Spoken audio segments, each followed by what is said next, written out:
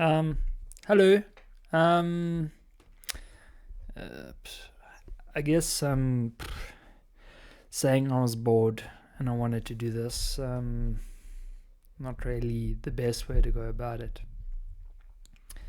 Um, but quick video. So I am starting a cult. The cult's obviously the name is the most important. The cult's name is the best cult in the world. And before you change the channel, um, the the emphasis is that I really think I can create the best cult in the world, because um, the ones that exist kind of shitty. Uh, they do call themselves different. I mean, like, first off, right? Most of them just fragrantly deny that they are cults.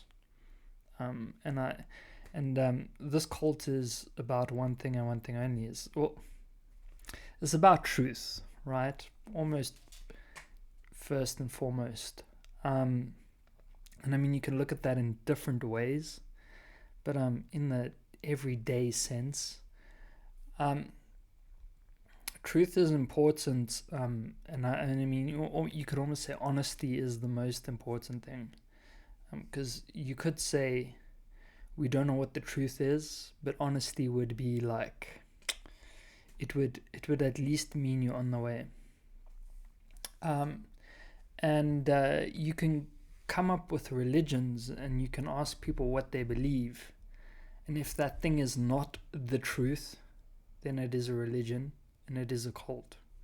And so if you're gonna create the best cult, you just have the best truth. Um, and so then you're not really in a cult. Um, but just in case, just in case, I'm calling it the best cult in the world because I really actually don't want to create a cult. But so where do I start? On practical matters. I guess there's levels, right? Sort of, what would I say makes my cult the best cult in the world?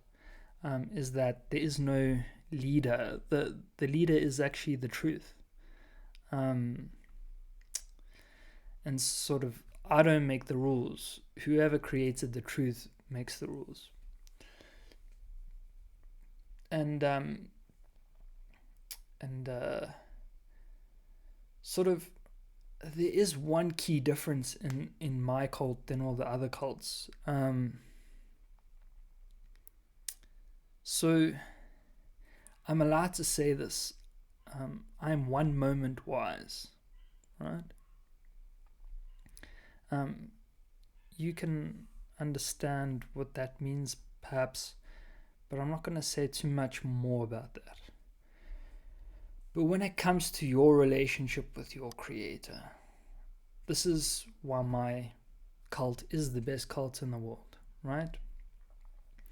Of course, I could print lots of blank white books with just white paper, but that's not the point, right? So I just want you to imagine. So this book, very important, always stays virtual, never becomes a real book, right? Unless you want to make it a real book. But imagine a white book, right? Blank white book, no writing, the whitest white book, right?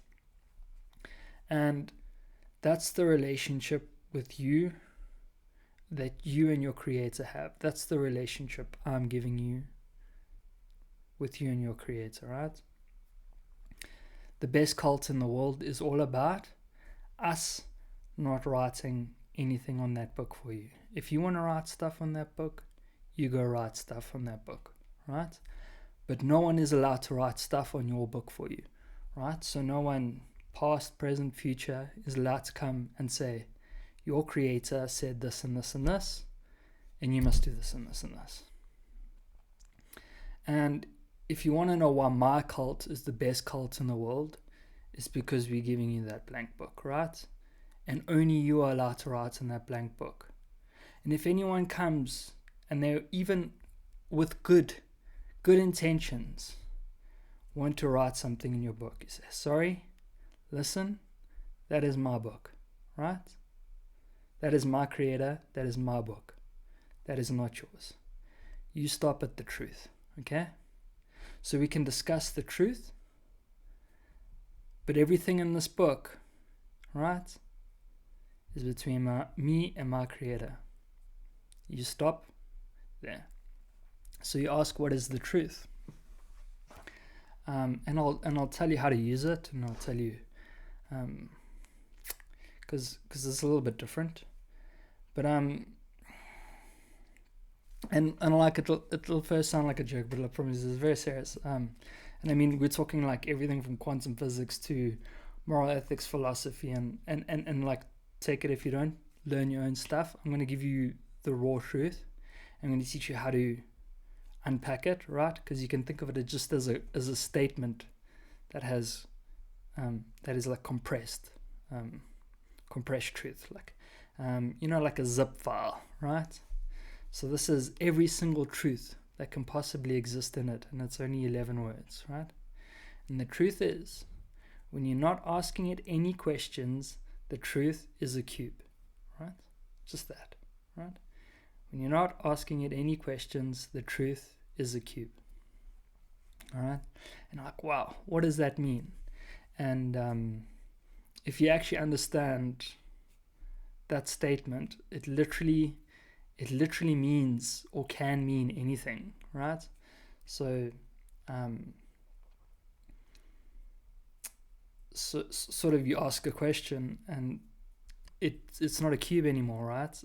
It becomes something else. But when you're not asking it any questions, it's a cube. But it gives us a perspective, not on the nature of just one question and one answer, but it gives us an idea and understanding of what all truth is, right? And then it gives us a sort of higher level of understanding for us to navigate our life with, right? And then it becomes a very practical thing, right?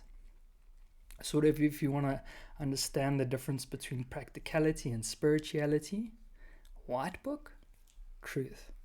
White book is that, and then everything truth-wise is just a practical understanding for us to navigate life, to create a reality, right? That is good, because we're not going to escape reality. Okay, so how do you use the truth?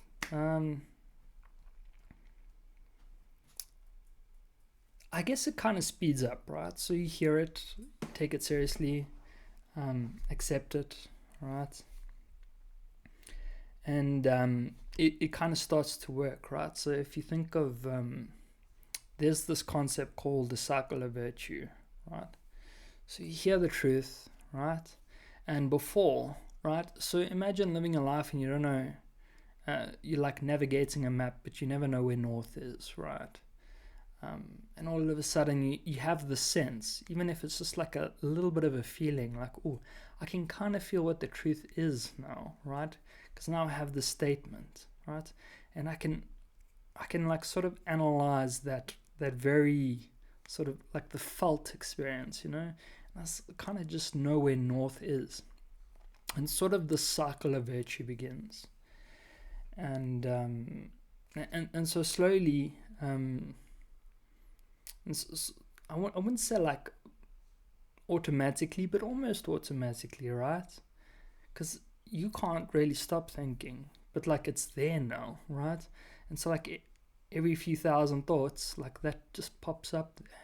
and it just like shifts things in the right direction. And all of a sudden you start facing north a little bit more than you used to, right? A little bit more than you would have. And so, because you got that felt experience, right? So like if you just feel like what that cube feels like, right? But it's really ultimately extremely powerful, because sort of I've explained sort of like the biggest problem in quantum physics, right, is the theory of everything. This creates a theory of everything. For instance, right, moral and ethics philosophy. You're like, no ways does that create a moral and ethics philosophy. And like that's the example of how to use the truth that I'll give you, right? So I'd like you to think of a question as a sphere, right? And the answer as a cube. Now, if you look at like how we calculate a sphere, right? We have pi, and it's this really long, like irrational number that just goes on forever and ever and ever, almost ever, right? Finite, eventually finite, after a very, very, very, very, very long time, transcendently, right? It's transcendent. It's longer than the highest real number finite, right? And it just goes on and on and on and on, right? So you could look at this as like a lot of information and a lot of very scattered information. And then like Claude Shannon, if you haven't heard of him, he developed information theory. And you could see that like a question, right, the biggest question, which is nothing in this case, right, or the sphere, has the highest entropy, right? And then the cube, it's just like, to define that, you just like length time breadth time height, like 1 times 1 times 1, and like done. And like you, like all of a sudden, like you can see that takes very little information to explain in its totality. And so you got the sphere, massive amounts of information to explain in its totality. You got the cube, and they're like opposite each other, and the one's the question, the one's the answer, right?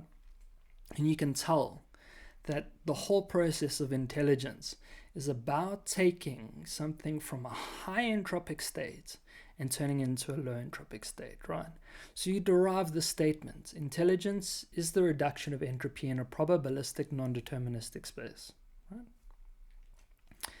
And so, like, fantastic, right? What does that mean? Okay, so we can tell intelligence is the act of taking something from a chaotic state and making it its most ordered state, right? You know, like, how do you prove this? And I was like, okay, cool. Well, all of math is that process. You haven't seen it yet, but every single math sum, doesn't matter what math sum it is, right? You've been doing that process, right? And if that's true, I can do it with the simplest one, right? So 1 plus 1 equals 2. Now, what's the difference between the left and the right-hand side of that sum, right? High entropy, chaos, low entropy, order, right? It's just the same meaning. So 1 plus 1 actually does mean 2, right? It's just not as clear, right?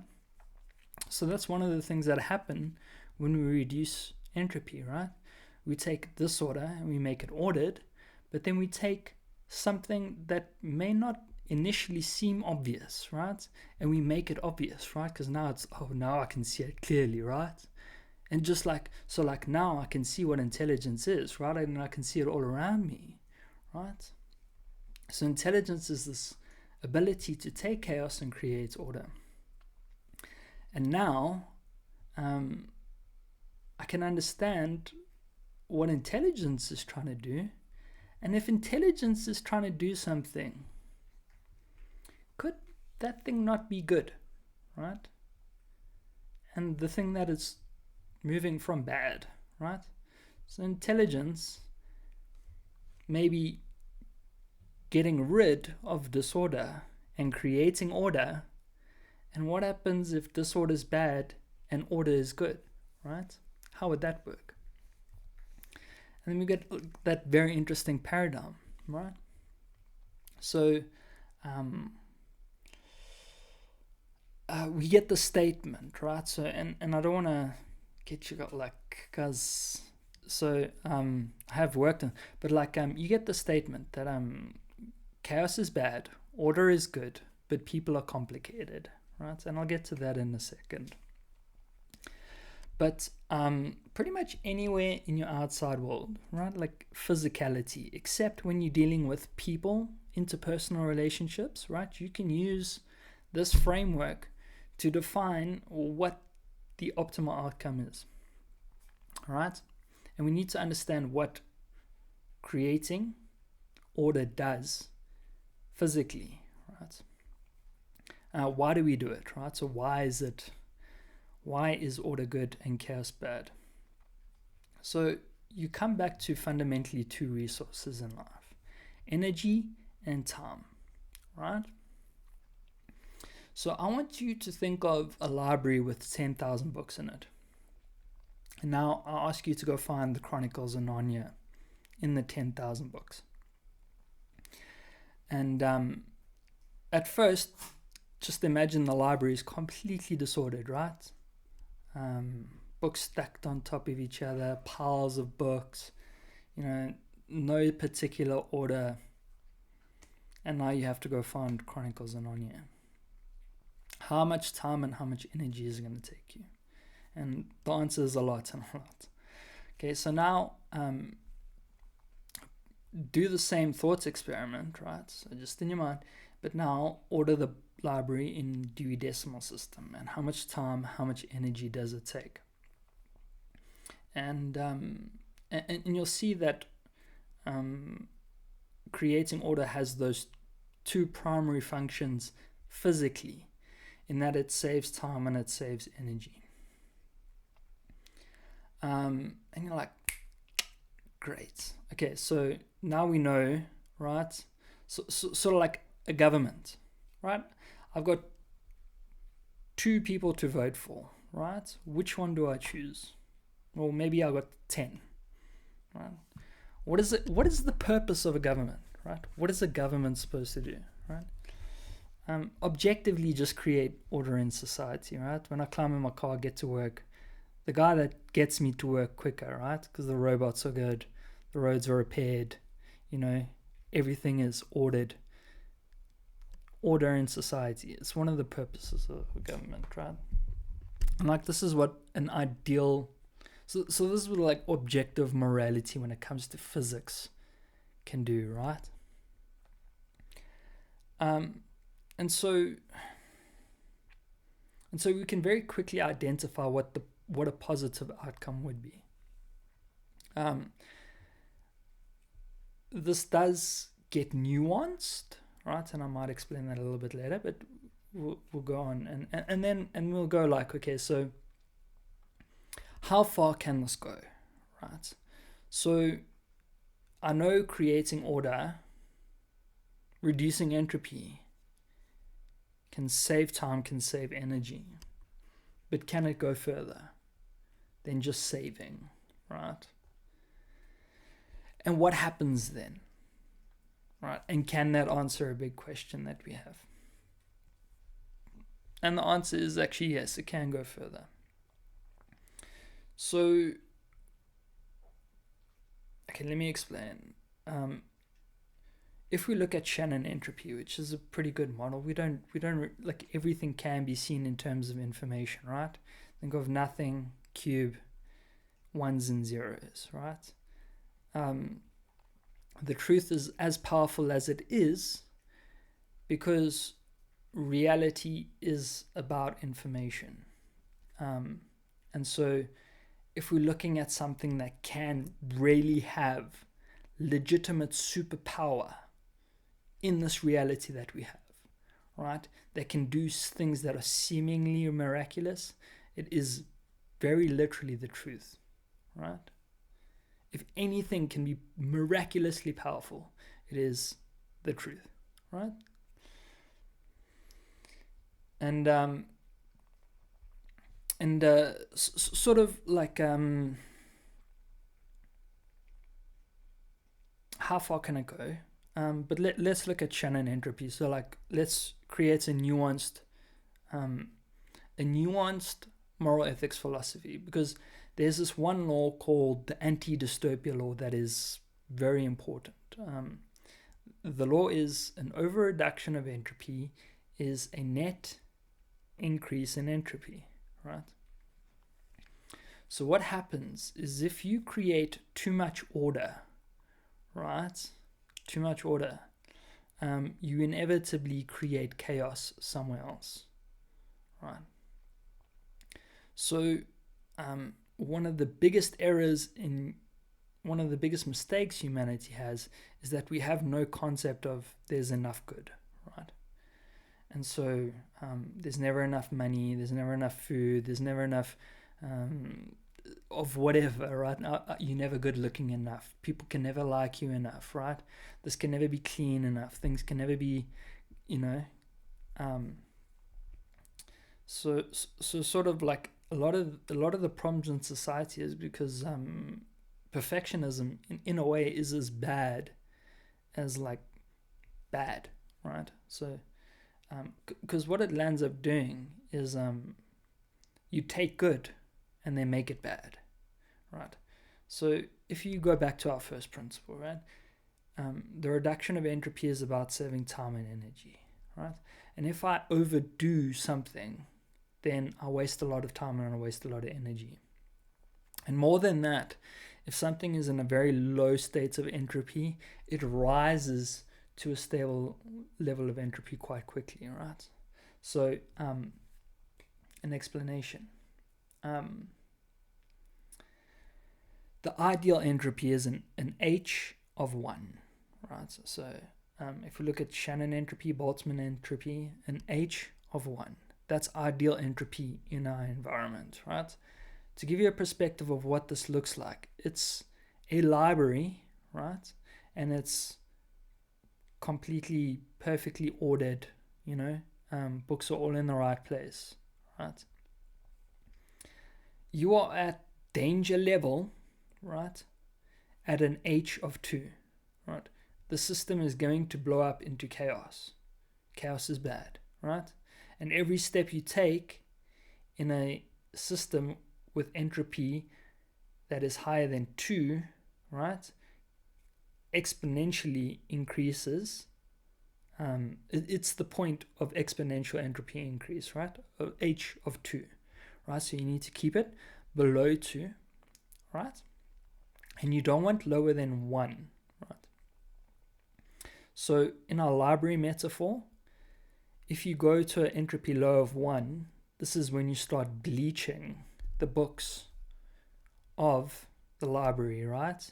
And when you had an entropy of 0, you just have a lot of blank books, a lot of blank paper.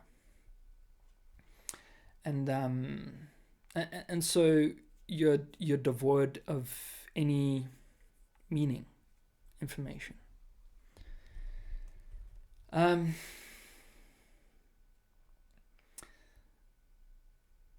So you get a good level. So another way to explain this is a knife, right? You can sharpen a knife, right? You're sharpening a knife. What happens is as you sharpen a knife, the edge gets thinner and thinner and thinner and thinner and thinner, right? And as it gets thinner, the edge gets more brittle, right? So imagine sharpening a knife for 6 hours, right?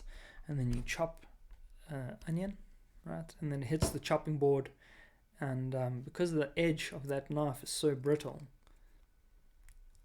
5.5 hours of your work is now gone with one chop of an onion, right? So a sharp knife is good because it lets you chop stuff fast, right? So it's good to have a sharp knife, chop fast, right? But now you've spent all that time making this really sharp knife just to chop one onion, and all that work to be gone, just like that, right? And so you've wasted a lot of time and you've wasted a lot of energy you had this idea of it's going to be so great, but just was great, right? For that one chop, right? And so the word perversion, right, does not only necessarily apply to like sexual contexts, but like pretty much anything can become like a perversion, right? When it's overdone and it's a blatant bastardization of the exact reason we do it in the first place.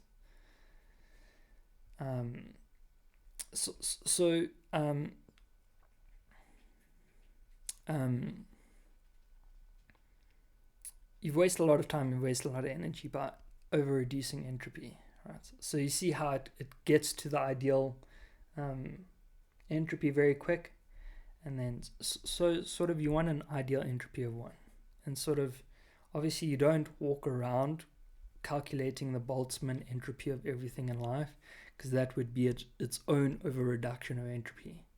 But you can get an idea of like, okay, this is good order, and this is functional, right? And sort of everyone can communicate an idea of what we believe is good in society, right? Where it creates order, that's good. Creates disorder, that's not good, right? And on to the next bit, like what happens when we go below 0? Can we go below 0? And the answer is yes. And what answer does this answer? Okay, so we have the second law of thermodynamics. Of all the physical laws, the worst of the laws of thermodynamics, kind of good, but laws. I mean, and you're like, oh, bro, this you'll see now. Okay, so you have the second law of thermodynamics, which states that the entropy of the universe is always increasing. But like in the context of say my room in the next week, this is a bad thing, right? Because like things are going to happen and this is going to divulge into mess, right? If nothing reduces entropy, which is the intelligence to reduce entropy, and so entropy in my room stays low, it's just going to blow up, right? Left on its own devices, I mean, even if no one is here, dust would settle, stuff would happen, entropy would rise, right? And in the context of my room, or a small area, that's bad, and also small spaces of time. Even on the planet, right? If you're just looking at one planet, it's not great. But then you take that to the extent of the entire universe that we're living in, right? Which is massive in both time and space, right? And you let this entropy increase and increase and increase and increase and increase. And you will see that it actually becomes a sort of implicit computer, right? What do I mean by implicit computer? If I write a computer program and its job was to do exactly what I tell it to do to achieve some outcome, right? It would work quite well on my laptop. However, if I just have something the size of the universe, right? A different kind of computation, a different kind of intelligence starts to emerge, all right? And it's just when you try a lot of stuff. You throw stuff against the wall and see what sticks, essentially, right? And that's what the second law of thermodynamics does at the time scales and the size scales of the universe. Add gravity into this situation, which becomes our primary reducer of entropy in the universe. Gravity is the primary reducer of entropy. And all of a sudden, a intelligence without actual intelligence in terms of it can actually write a computer program and make something happen, there is an enormous intelligence, right? Just in its implicit trial and error rate at the size and scale of the universe. Add gravity in, which is the primary reducer of entropy, which, I mean, you're like, oh, so that's not a great reducer, but it is. So it will order things according to mass, right? So heavier things in the middle, lighter things towards the edge. Your first sort of reduction of entropy happens. So you have this middle ground where, you could almost say is the high stochasticity area where interesting things can happen. And the question is, can just the reduction of entropy create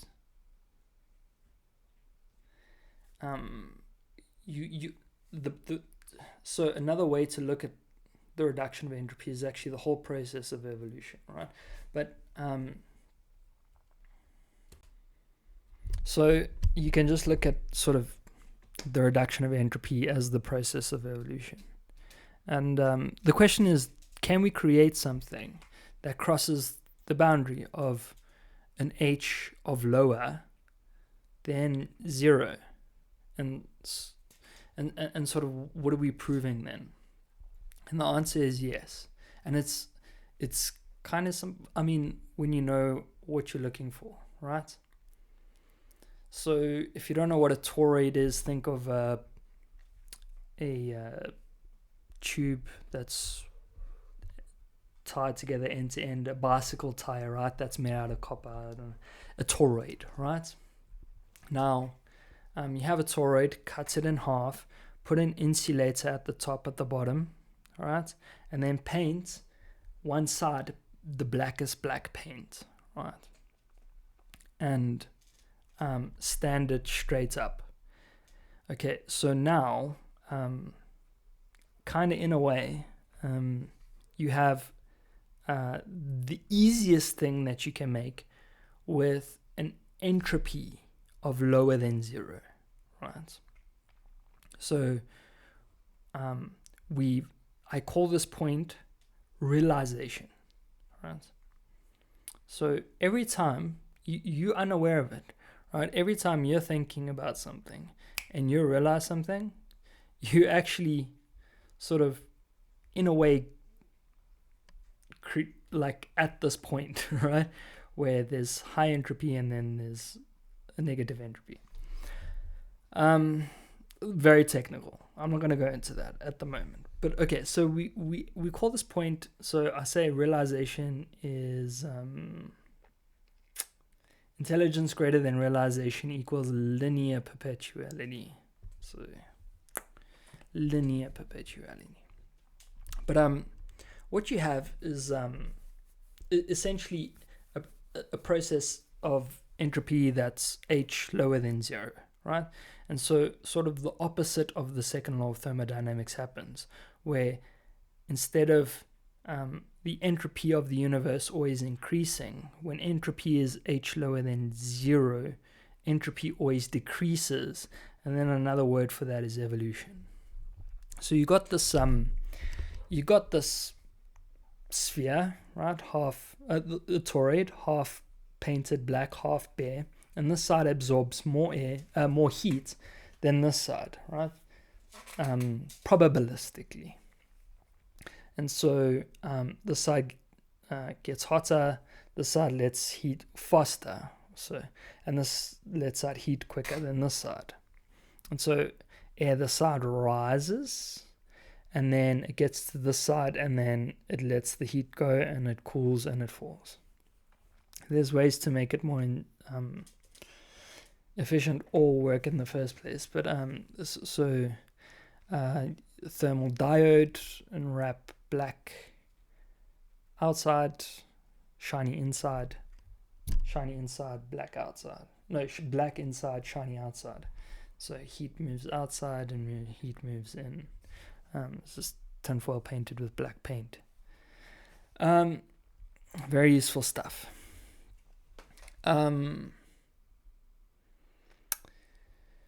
So you have, the process of evolution, and this toroid is the metaphor of the first living organism, right?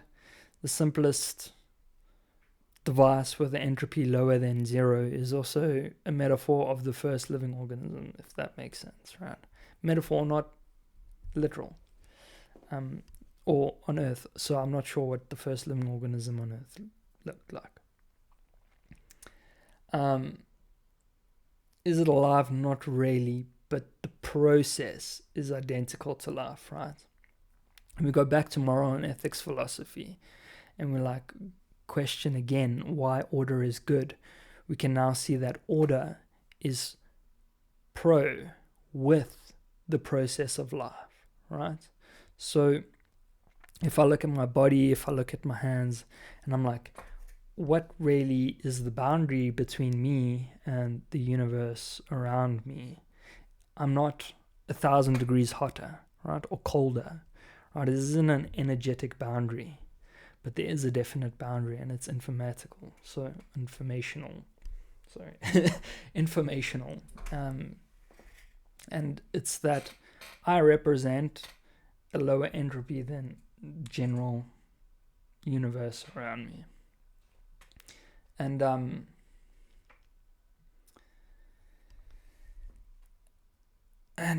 that is ultimately the process of evolution. And so moral ethics philosophy, whatever's pro-life has to be pro-good. Good. And so there's a continuation there that's quite sweet. And if you look at where this started at the truth, right? And you can see now how we use the truth, right? And so when I first introduced the truth, it was this very abstract thing, but it leads to lessons that are very deep, very enlightening about life, that we can't really answer anyways. And so, yeah, I think, I don't know, should I do like one lesson, the best cult ever? I've got stuff on my channel about TETO, temporal existential theory of everything, that discusses, so it's the same thing. Like, we start at the truth and then we discuss physics, right? So like the theory of everything, like what is the theory of everything? Same thing, discusses that. And we can go there now, but I mean, like, so over reduction of entropy, doing too much at once. But yeah, so what do you call yourself if you belong to the best cults in the world? So if I believe something, I become a ish or a in or a im, something, right? I become an e or a something. I take on a persona. But if I believe the truth, what do I become? And that's why this is the best cults in the world. Because you become you. So, what's your name? That's what you are. What do you believe?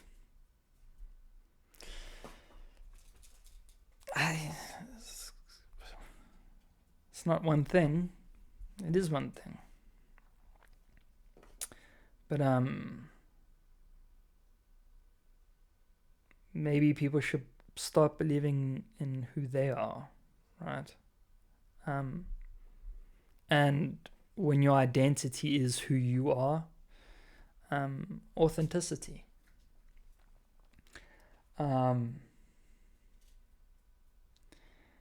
And I think that's what the best cult in the world should do, is give you the freedom for you to be you. I'm not saying, look, people are complicated. I'm not going to say everyone out there is the perfect saint. I'm not going to say everyone out there can become the perfect saint, right? Do X, Y, Z, and all of a sudden, white robes and olive branches all around. I'm not saying it's that easy. I'm also not saying that it's a good idea to single out certain people and go, they're bad, and like, that's probably not a very good thing to do. I would challenge you specifically, right, to look at things in terms of psychology,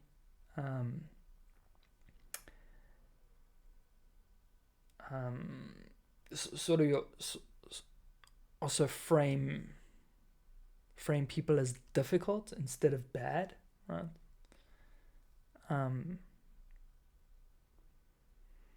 Because if you're sort of the thing comes from, like, if I tell you, sort of religion has this aspect of they tell you that the world is a certain way, right? So a guy stands on a pulpit and he's like, yo, the streets are ours. And this guy said, go play in the streets. And you go and play in the streets, right? And then someone gets hit by a bus driver, and the next week, same pulpit, and he's like, bus drivers are evil. Bus drivers are bad, right? Bad bus drivers. But the truth is sort of understanding that there is things that you don't want to mess with in life, and then protecting yourself from them. So by going, they bad, right? You become this sort of, how would I say? You see yourself as like this, almost as a duty to sort of attack people you see as bad, right? And what is this? Like, you attack someone you see as bad, and you very quickly become a victim of theirs, right? But very also quickly you become a bad person in another way, right? So by framing people as difficult instead, you can like, okay, I just need to, like, sure, you don't have to spend massive amounts of time with people you don't want to, but you can't avoid people, right? And sort of like framing them as bad, you're gonna have to bump into them, and like the last thing you want to be doing is deliberately fighting them in any way, because you see that as your duty because they're bad, right? Rather look at them as they're difficult, and then I don't have to be a bus driver next week telling, I don't have to stand on the pulpit next week telling people bus drivers are evil. You know what I'm saying? So like if you want to understand what happens, right, with false beliefs. Let's say I believe something that's not necessarily true, right? I want to believe that the world is all pixies and daisies, and this is what happens, right? So I believe the world is all pixies and daisies and grasshoppers, and it's just beautiful, man. It's just beautiful, like whatever, fairy farts and all, right? Okay, so I believe it, right? I believe it, therefore it must be true. And now I go live life, right? And very quickly, because I have not actually understood true reality, the reality I cannot escape by believing in otherwise, right? I'm going to run into problems, right? And now, if I want to carry on believing the delusion, I have to start thinking of, there's goblins in the gutter, right? And they sending out, little toads to like whisper into the fairy's ear that I'm not good, right? And so the fairies treat me badly, but life is still all pixies. It's just those goblins in the gutter, you know? We've got to get rid of the goblins in the gutter.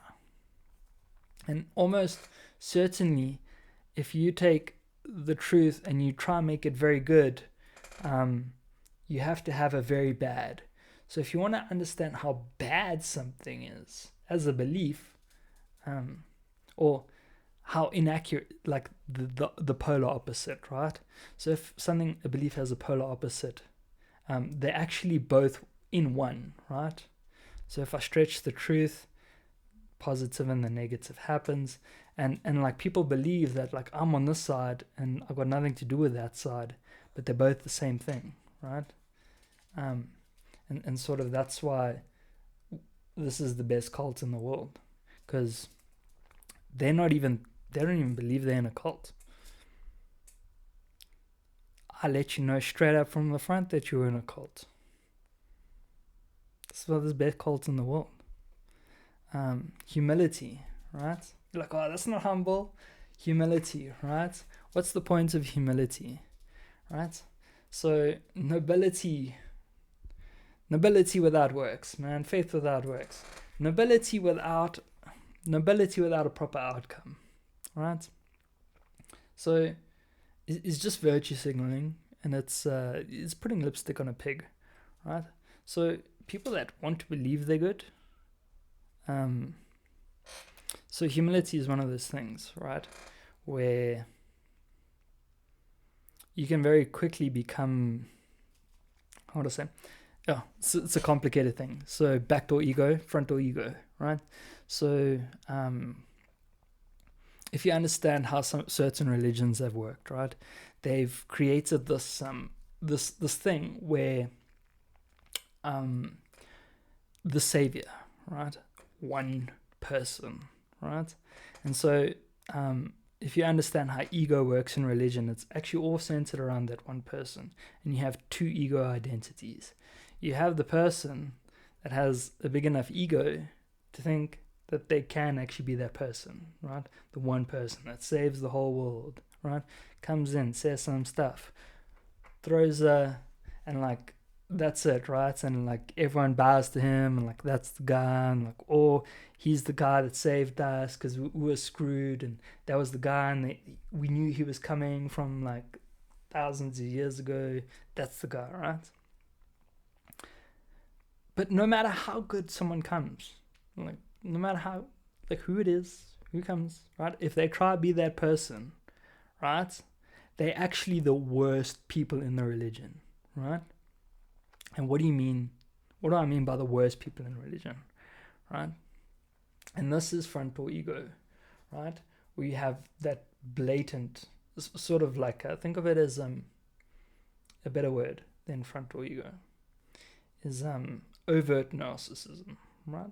So someone that actually believes, right, that they can be that person.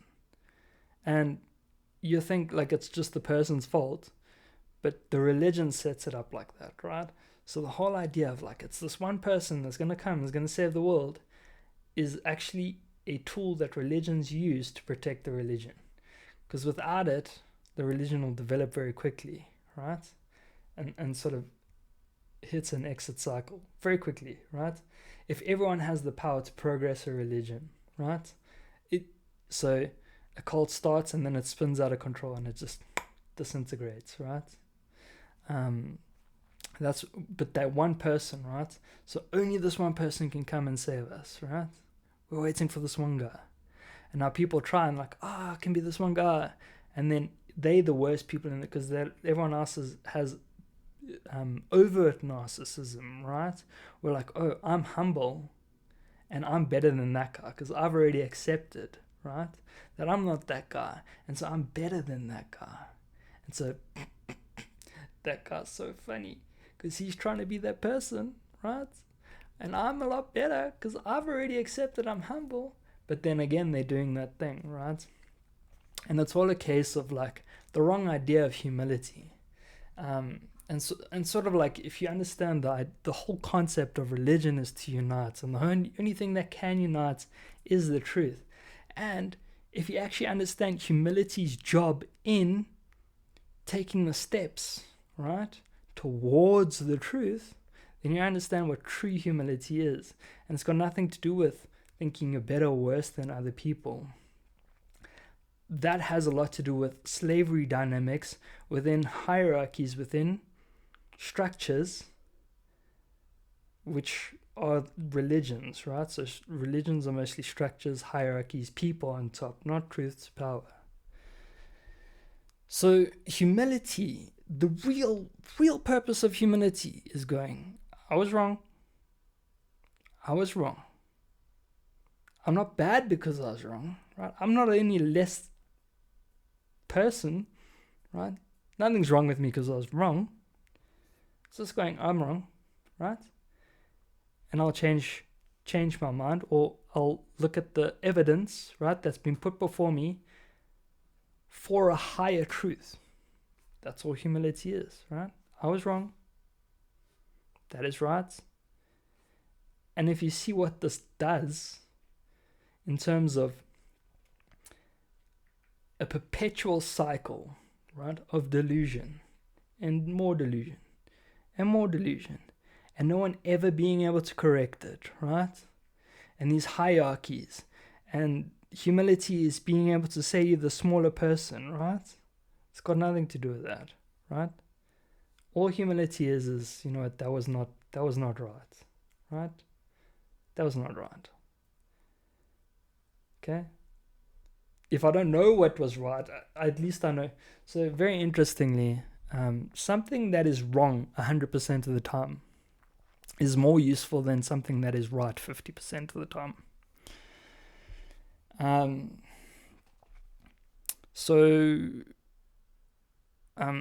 If something is wrong every time, 100% of it, if it's like 0% accurate, right?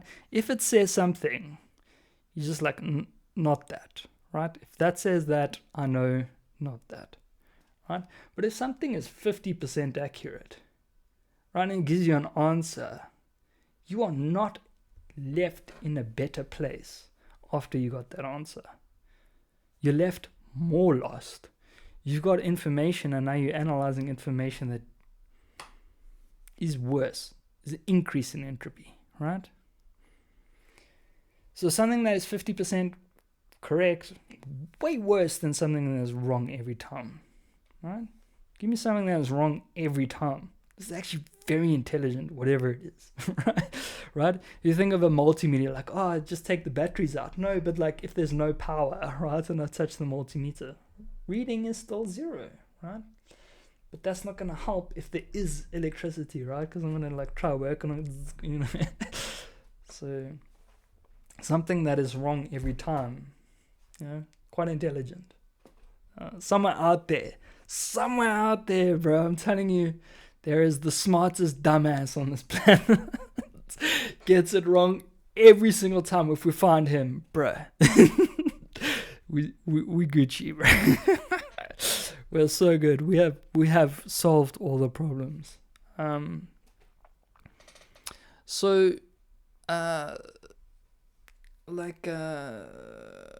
hope you consider joining the best cults in the world, and you become you. And if anything, next time someone tries to write on your white book, just tell them the truth. This is where we stop, right? And I mean, if there's anything that I can give you, right? Anything, right? Anything. Leave the truth. Just take that white book, and you go write in your white book, and you don't let anyone touch yours, right? And you don't try to write on anyone else's white book.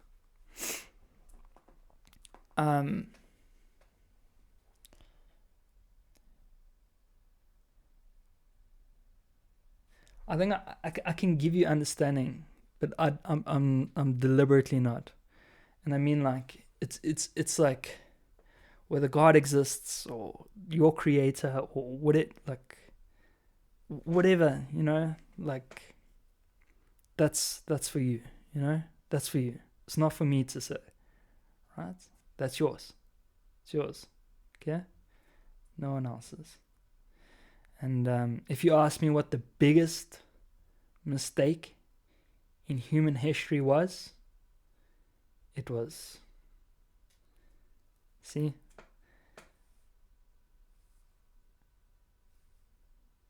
that should have been yours. It should have stayed yours. And no one should have ever tried to take that away from you. Right? And so, the best cults in the world, right? That's it. That's the most important thing. The rest, take or leave it. I mean, I got a lot of understanding in truth to share, right? but yeah, have a good one. Peace out. Is there anything? I think that's good. We can do like physics, math, like everything. Like you won't believe how everything connects to that truth. Sort of like after the reduction, after negative entropy, just that's evolution. That's life. Life happens.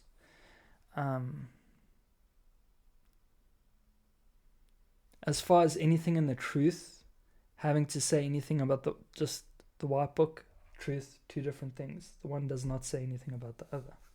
Right? So careful of that. The one thing I will say is that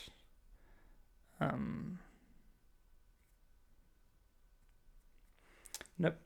Because I'm not gonna I think I should just leave the white book, and try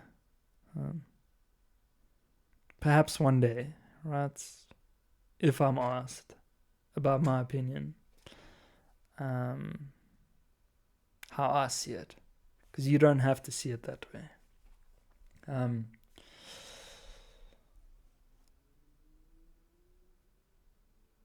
But yeah, if anyone asks you what you believe best cults in the world,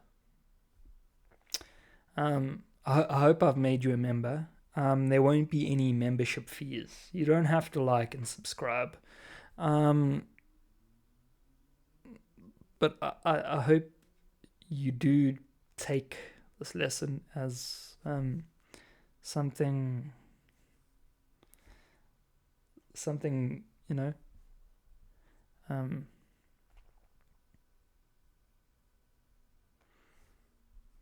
All right.